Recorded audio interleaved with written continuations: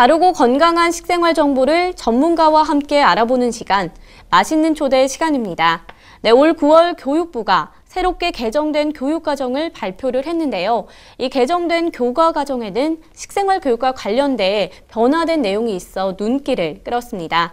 국내 아동과 청소년의 올바른 식생활 습관을 위해 어떠한 내용들이 개정이 되었는지 한번 자세히 알아보도록 할 텐데요. 이에 대한 자세한 내용을 공주교육대학교 전세경 교수와 함께하도록 하겠습니다. 교수님 안녕하십니까? 네, 안녕하세요. 네, 교수님 올해 9월에 그 개정된 교육과정에 있어서 식생활 교육과 관련된 변화된 내용이 담겨 있다고 들었습니다. 이처럼 내용이 개정된 그 배경에 대해서 궁금한데요. 네, 무엇보다 이번 교육과정은 그 국가가 기존의 교육과정의 접근과는 달리 핵심 개념과 핵심 역량 중심의 교육과정을 발표하게 되었습니다. 이제 이 얘기는 무슨 말씀이냐면 우리 교육을 통해서 우리 아이들에게 어떠한 역량을 길러줄 수 있을 것인가, 그리고 각 교과는 어떠한 핵심 개념을 중점으로 교육을 전개할 것인가에 초점을 두고 했기 때문에 기존의 교육과정의 내용을 보면 뭐 비교적 어떤 주제 중심의 접근이었다고 한다면 이번 교육과정은 그 주제를 왜 가르쳐야 하는지, 무엇을 위하여 가르쳐야 하는지의 관점에서 보았다고 할 수 있습니다.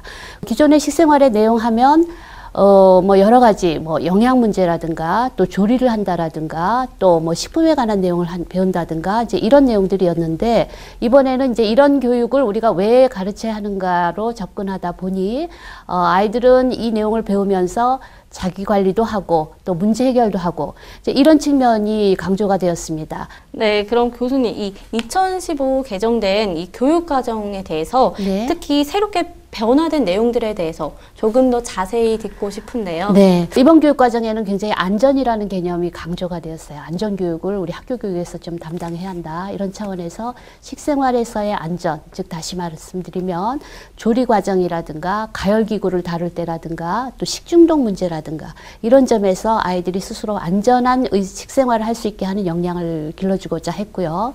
또 하나는 뭐 미각교육 뭐 이런 측면에서 과거에는 이제 전혀 교육과정에 그런 것들이 없었다가 대체적으로 이제 이런 유럽이나 이런 선진국에서 보면 어렸을 때 입맛이 평생을 좌우한다. 그리고 그 나라가 가지고 있는 고유의 음식의 맛 이런 것들을 아이들에게 전수시키지 않으면 이거는 이제 그 문화적 차원에서도 이거는 문제가 있기 때문에 학교 교육이라고 하는 정규 교과를 통해서 이제 맛에 대한 교육을 강조를 해온 경향이 있습니다. 이번에는 우리 그 한국에서도 교육과정에 이제 미각 교육이 포함이 되고, 또 하나 문제는 이제 밥을 이용한 한 그릇 음식 만들기.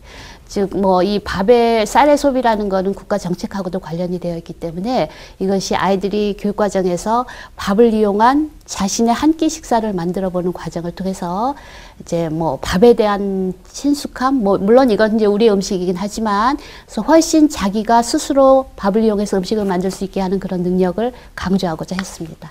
네, 이렇게 개정된 교과 내용 중에 이제 교수께서 이제 특별히 중요하다고 생각하는 내용이 있으실 것 같아요. 네. 그게 어떤 게 있을까요? 어떤 것이 더 중요하고 어떤 것이 덜 중요하다라고 말하기는 굉장히 어려울 것 같습니다. 다 중요하죠. 그러나 그 다 중요하다라고 했을 때 교육과정에서는 그 중요한 요소들을 다 담아놨지만 이것이 학교 현장에서 구현될 때 어떠한 방법으로 어떻게 아이들에게 전달되느냐에 따라서 아이들은 그 중요도를 더 인지할 수도 있고 아니면 뭐 그런 것들이 덜 될 수도 있고, 그렇다고 한다면 이제 이 부분은 교사가 이 식생활의 내용들을 어떻게 아이들에게 전달할 것인가의 문제를 생각하지 않을 수가 없습니다.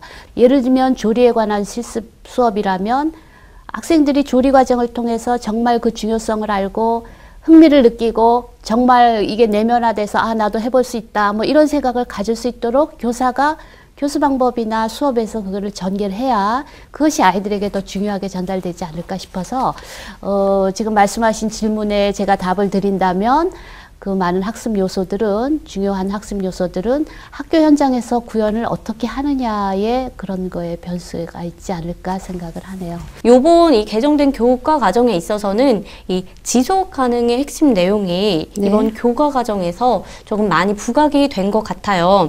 이번에 어떻게 부각되게 되었는지 이에 대한 설명도 부탁드립니다. 네, 원래 이 지속 가능이라는 용어는 그 생태 쪽에서의 이제 관심으로 시작돼서 우리가 이제 흔히 지금은 많이 보편적으로 쓰고 있죠. 아마 중학교 때는 지난번 교육과정에서부터 지속 가능한 삶, 또 지속 가능한 뭐 환경 뭐 이렇게 해서 교육과정에서도 이 용어를 썼는데 이번에는 초등교육에서도 이제 이 지속 가능한이라는 그런 개념과 철학을 식생활에도 좀 사용하지 않았을까, 그렇게 이제 사용되었다고 생각이 듭니다. 이 지속 가능한이라는 것은 아시다시피 늘 환경과하고 나하고의 올바로 관계 맺는 것에 대한 하나의 접근이죠.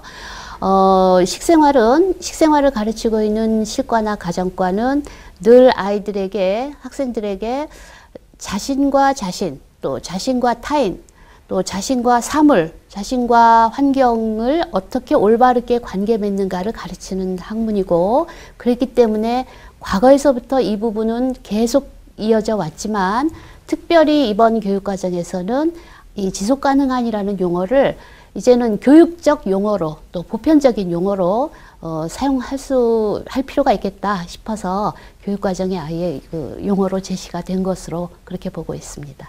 그렇다면 이 앞으로 향후에 바른 식생활이 우리 국민들에게 이루어지기 위해서 이 교육적인 부분에 있어서 나아가야 할 방향이 있다면 어떤 방향일까요? 네, 그 식생활 교육의 중요성에 대해서 학교에서의 장면뿐만 아니라 이거는 사회적으로도 다 합의가 필요하죠.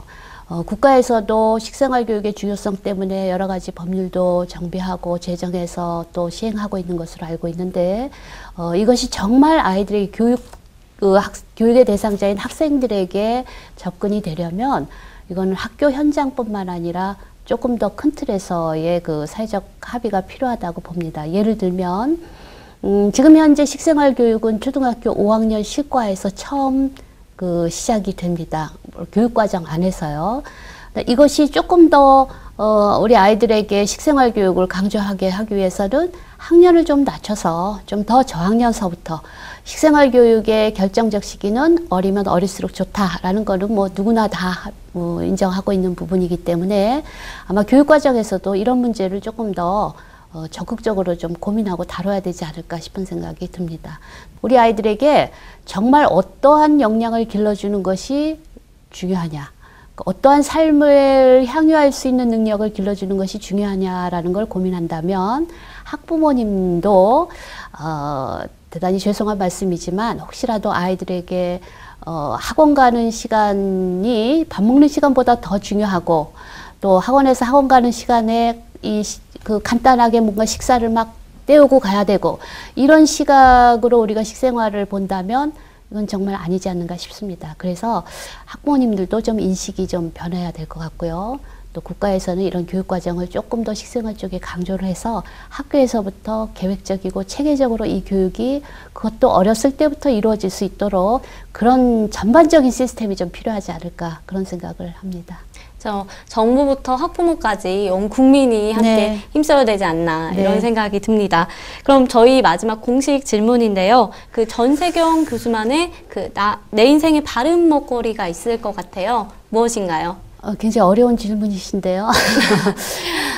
바르다라는 거는 사실은 굉장히 주관적인 거기 때문에 내가 이건 바르고 이건 바르지 않다라고 얘기 드리는 게 좀 조심스럽긴 하지만, 제 생각은 이 바르다라는 거는 그 음식을 먹는 사람이나 그 음식을 차리는 사람이나 그 음식에 대한 정성, 또 음식에 대한 뭐라 그럴까요? 최선?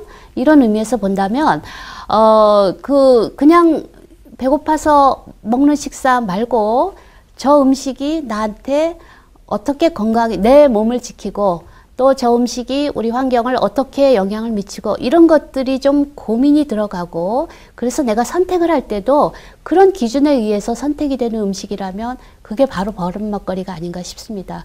예를 들면 우리 어렸을 때 부모님들은 자녀들에게 음식을 차려주고 집에서 밥상을 차릴 때 그것에 반찬의 가지수나 뭐 양이나 이런 거 생각지 않았더라도 자녀들에게 소박 하나마 사랑과 정성이 깃든 상차림을 해주셨을 거라고 보고, 물론 지금도 많은 부모님들이 그렇게 하시겠지만, 그래서 그런 음식에 좀 생명력이 있는 그런 먹거리가 바른 먹거리가 아닌가 생각이 듭니다.